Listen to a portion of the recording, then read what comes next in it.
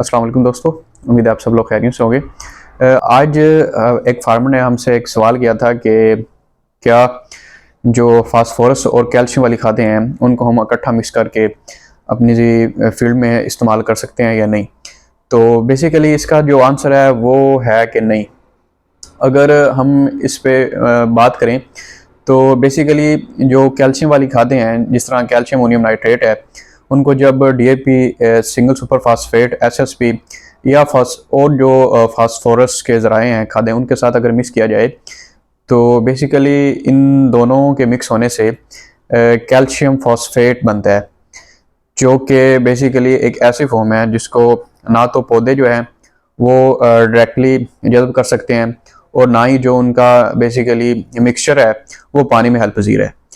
तो इस वजह से जो कैल्शियम वाली खादें हैं और फास्फोरस वाली खादें हैं, इन दोनों को इकट्ठा मिक्स नहीं करना चाहिए। बेहतर यही है कि इन दोनों को के दरमियान जो है ना वो तकरीबन 5 से 7 दिन का वक्फा रखें। पहले फास्फोरस की खाद इस्तेमाल कर लें अर्ली स्टेज में, क्योंकि वो जड़ों के लिए ज़्यादा बेहतर होती हैं। और उसके बाद जो है आपकी पौधों की नशोनुमा और उसके क्लोरोफिल की बेहतरी के लिए आप जो है ना वो कैल्शियम वाली खाद इस्तेमाल करें।